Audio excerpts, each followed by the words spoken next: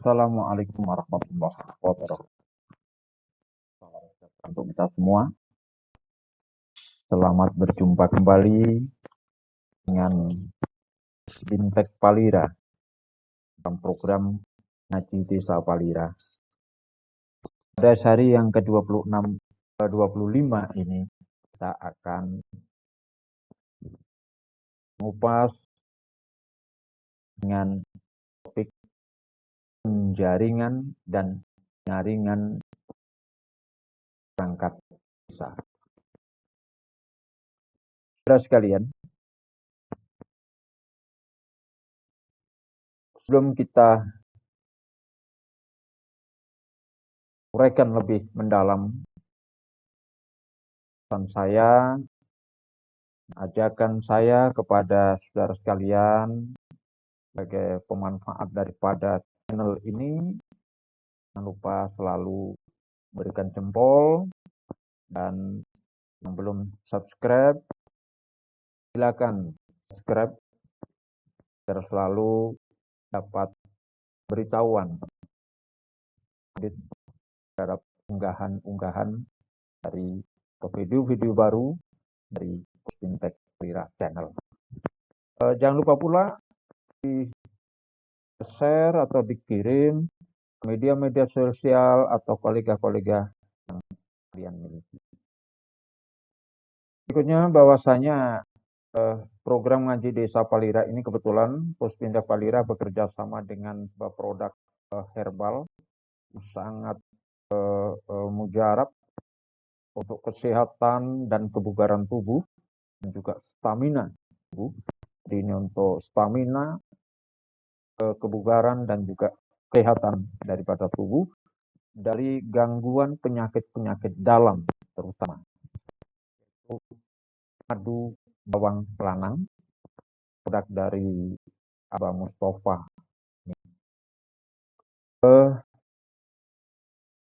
Jika cukup terjangkau, kalau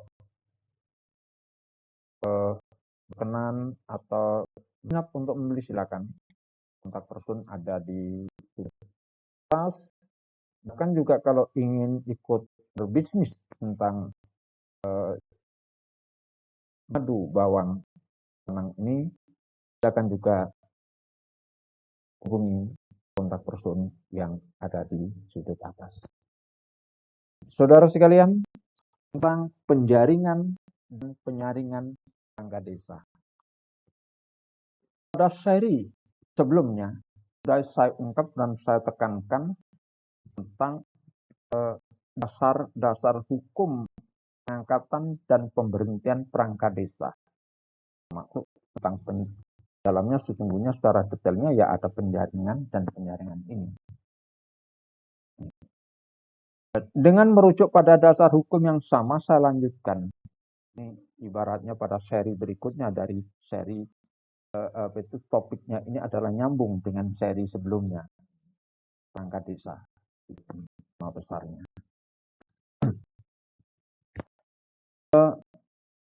Terkait dengan penjaringan dan penyaringan ini, kita harus memahami adanya pembagian kewenangan dalam penerbitan regulasi terhadap persoalan tersebut. Permendagri 83 tahun 2015, Permendagri nomor 67, memberikan satu gambaran atau patokan secara umum. Kemudian, Permendagri mandatorikan sebagian daripada aturan itu kepada Perda. Itu sebagaimana yang dituangkan di dalam pasal 13 Permendagri nomor 83 tahun 2015 ini.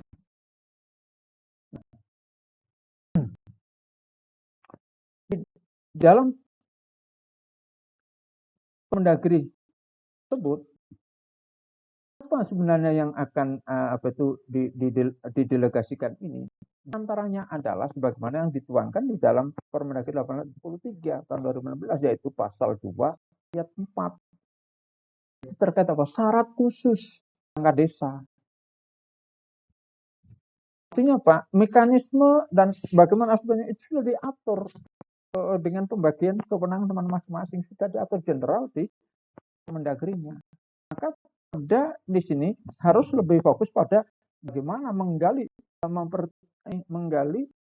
kearifan-kearifan lokal yang memungkinkan itu bisa menjadi syarat khusus bagi seorang perangkat desa ketika mengikuti jaringan dan penyaringan. Nilai lokalitas itu yang harus diketahui atau yang diatur oleh Perda. Sedangkan mekanismenya, maka kita merujuknya tidak di Permendagri 83-nya, melainkan merujuknya pada karena apa? Ada kewenangan. Itu yang diatur di dalam Undang-Undang Nomor 6. Karena ini pengangkatan dan pemberhentian perangkat desa itu kewenangan kepala desa, tanggung jawab kepala desa, maka harus diatur dengan aturan desa. Lebih pada apa? Mekanisme.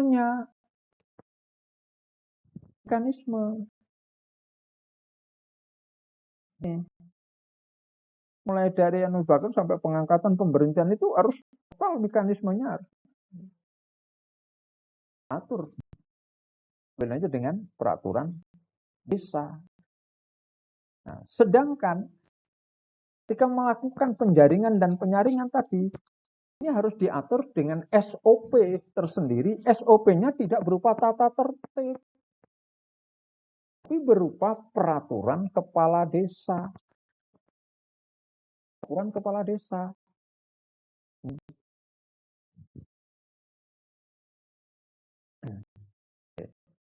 Jadi peraturan kepala desa lah yang mengatur tentang bagaimana tata kerja tugas dan fungsi daripada P3D atau tim jaringan dan penyaringan perangkat desa. SOP-nya itu diatur di dalam peraturan kepala desa. Tapi bukan tata tertib yang dibuat oleh tim ini. Tim ini hanya menjalankan tugas. Nah, berarti runtutan pembagian kewenangan terhadap regulasinya sudah jelas sekarang. Masuklah sekarang pada persoalan penjaringan dan penyaringannya. Misalkan penjaringan, pada saat penjaringan, maka yang muncul adalah aktivitas administrasi.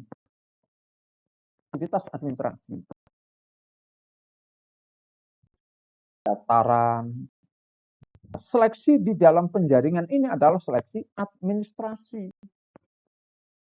Minimal 2 orang serta maksimal dapat tentukan di situ. 4 orang, oke, 4 orang maksimal. Terjadi lebih dari itu, maka munculkan ada syarat seleksi tambahannya, seleksi administrasi tambahannya. Gitu. Seleksi administrasi saja sebagai tambahannya. Misalnya dilihat dari apa? Domisilinya, ijazahnya. Ini sudah pernah saya ungkap pada seri terdahulu terkait dengan dalam hal calon kepala desa lebih dari 5. Itu bisa merujuk atau analog di situ, saya kira. Akan dicari di podcast saya atau di channel ini, video di channel ini di sebelumnya sudah ada terkait dengan bagaimana ketika calon kepala desa itu lebih dari 5 orang. Nah, kalau misalnya ada dikasih batas angka desa ini pencalonnya itu hanya misalnya batasnya berapa, lebih dari itu maka perlu ada seleksi administratif lanjutannya. Nah, itulah baru hitungkan tadi alamatnya, pendidikannya, kemudian pengalamannya, lalu urutan. Itu aja. Kalau sudah selesai pada penjaringan, jadi ini seleksi administratif penjaringan itu, maka tinggal dilakukan penyaringan. dengan tes ujian tulis. Itu jelas. Seleksi tulis tertulis. Nah, dalam perdes ini, apalagi perda, tidak boleh mengatur sampai dengan mekanismenya ini misalnya.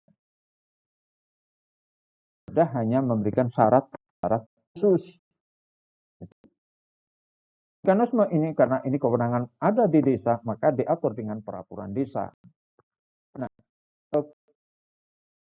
ketika ada ujian tulis ini, jangan sampai ada tambahan ujian yang bersifat itu subjektif atau tidak objektif. Kalau misalnya di perdesnya itu ditambahkan ujian itu tambahan atau tes ujian lain dari tulis ada tambahannya misalnya karena keterampilannya misalnya komputer gitu. Tapi terbuka gitu loh.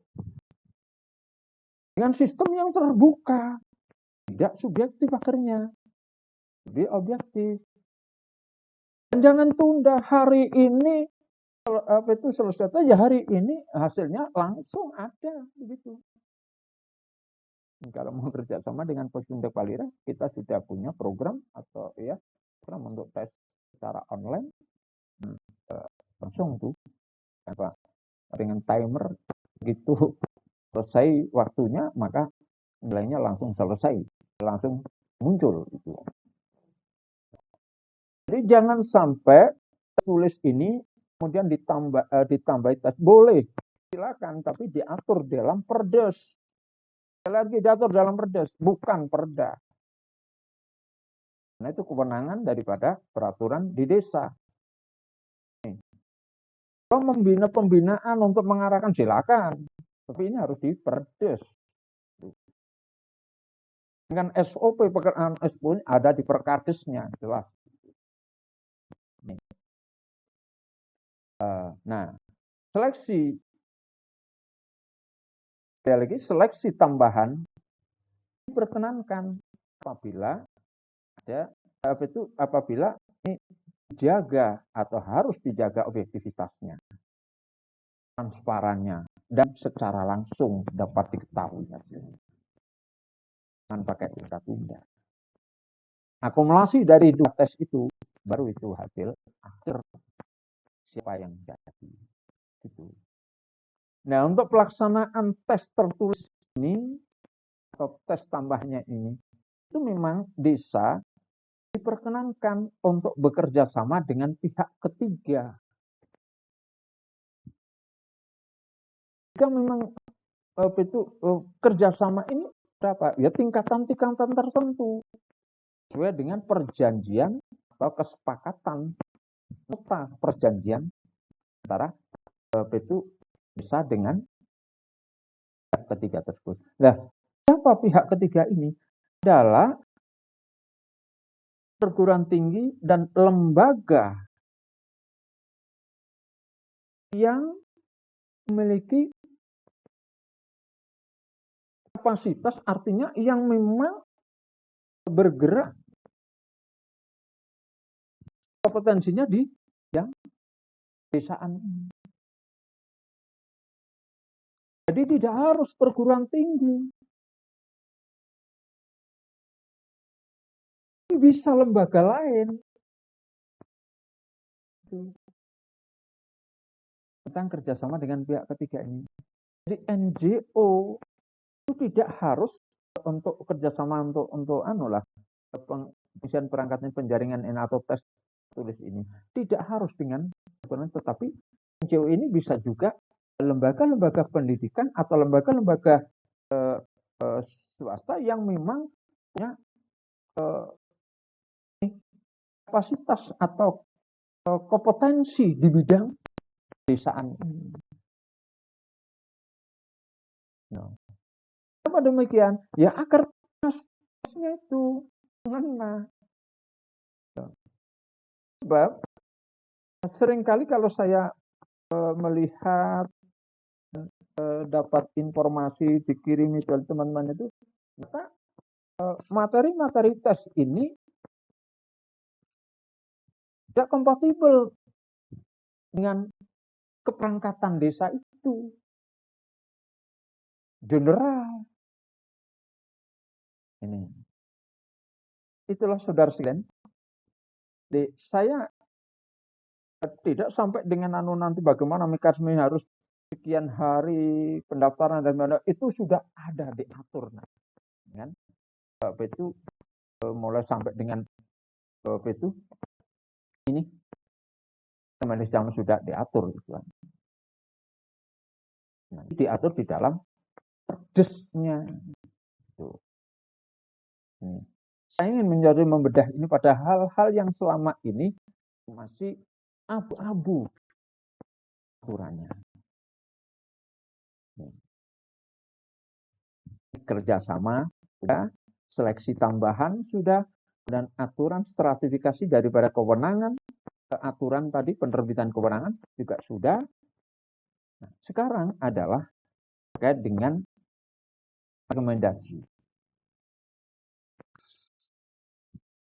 Bahwa rekomendasi atas hasil seleksi ini itu sesungguhnya tidak begitu penting oleh atau bagi seorang camat.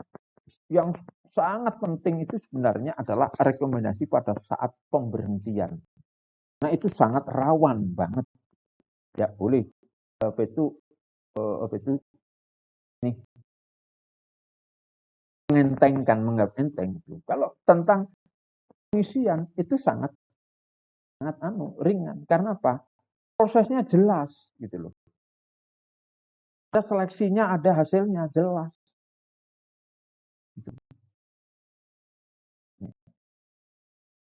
Bagaimana terhadap itu adanya pasal bahasanya sekurang-kurangnya 2 orang calon yang disampaikan ini. Sebenarnya di dalam tulisan saya di website Puspendakwalair itu sudah saya kritisi, saya analisis bahwa ini ada pasal yang paradok. Kalau tesnya itu tertulis, maka tentunya yang disodorkan atau yang diajukan rekomendasi, ya siapa nilai terbaik. Disodorkan 2, itu jadi petaka. Camat akan terjebak nanti. Kasihan camat. Keliru nanti di dalam mengambil keputusan rekomendasinya. Nggak bisa terjadi nanti itu nilai yang terbaik ternyata tidak direkom. Tidak jadi masalah itu nanti. Inilah ya. Kalau tesnya itu tertulis, hasilnya terbuka langsung objektif, maka tidak ada formalitas jadinya rekomendasi camat. Apa? Pasti yang terbaik harus diajukan, yang harus direkom. Adanya pasal yang di Permendagri nomor 83 bahkan orang diajukan, ini adalah pasal yang paradok, bentur, itu blunder itu.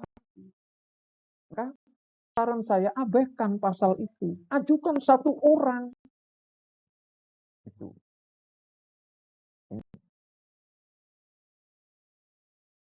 Oke. Itu hal-hal semacam ini ya saya tidak itu bahasanya apa ya, menyalahkan bagaimana ya. Ya ini karena proses terjadinya peraturan Menteri Dalam Negeri nomor 83 2015 itu kan proses yang tergopoh-gopoh semua itu. Ada mulai PP 43, PP 60, kemudian ada Permendagri nomor 111, 112, 113, 100. Itu kan dalam situasi yang memang mendesak banget kondisi yang ada di kemudian dijabarkan dalam Permendagrinya di awal tahun 2015 itu muncul ada Permendagri nomor 82, 83, 84. Ya kan? Lihat itu tanggal-tanggalnya. Maka dapat bisa kita satu itu teropong bahasanya ini nampaknya dalam ketergesa-gesaan. Maka kalau terjadi ada 1-2 pasal nampaknya kok kurang pas, itu bahkan juga ada yang itu menduplikasi yang sampai diduplikat ini itu bahkan apa ya tidak sempat diedit dan sebagainya itu terjadi. Coba lihat pada lampiran di Permendagri nomor apa itu 114 itu lampirannya ada itu. Jadi saya maklum itu. Maka ini perlu kita luruskan. Pasal yang terkait dengan diajukan dua itu harus diabaikan kata dua. Tapi dalam nilai yang terbaik, tertinggi akan diajukan, dimintakan rekomendasi. Dan camat tidak akan punya beban yang berat. Itu saudara sekalian. Nah, ini terhadap penjaringan dan penyaringan. Jadi penjaringannya itu tadi saya tambahkan dengan apa kalau terjadi ada kelebihan batas maksimal maka dilakukan dengan penjaringan itu lanjutan yaitu dengan meletakkan pada poin-poin tadi lihat dari karena harus dibatasi hanya 4 orang maksimal calonnya 4 orang minimal itu. Dan pada saat penyaringan ya harus dengan jelas sekali aturannya tertulis. Kemudian jika ada tambahan ini adalah diatur apa itu tambahan ini seleksi ini itu diaturnya di Perdes. Tidak diatur karena ini bukan syarat. Itu bukan syarat. Tes tambahan ini bukan syarat. Syarat itu ada di penjaringan. Kalau syarat tambahan syarat itu ada di penjaringan itu diatur dengan Perda. Kalau ini adalah tambahan tes penyaringan atau penyaringan ini ada di Perdes. Kewenangannya ada di Perdes. Itu. Aturnya. Agar tahu duduk ke posisi masing-masing begitu. Oke. Nah, sedangkan untuk bagaimana itu SOP standar operasional programnya pelaksanaan kegiatan itu oleh tim dan panitia ya itu P3D yaitu tim penjaringan dan penyaringan perangkat desa ini cara bekerjanya diatur dengan peraturan kepala desa bukan dengan tata tertib yang dibuat oleh tim itu. Bagaimana kalau dibatalkan tidak sah? Bisa itu dibatalkan, silakan dibuka dibatalkan itu pelaksanaannya. Jelas sekali. Yang tugas dan fungsi ini akan diatur dengan aturan kepala desa. Bahasa tanda kutip itu adalah SOP-nya. Standar untuk operasional kegiatannya atau programnya, gitu loh. Oke. Nah,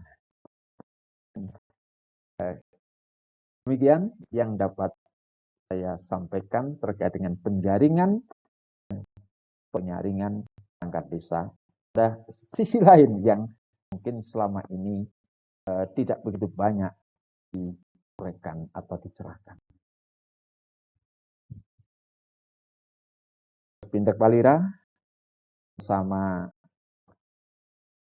Madu Bawang dalam program Ngaji Desa Palira.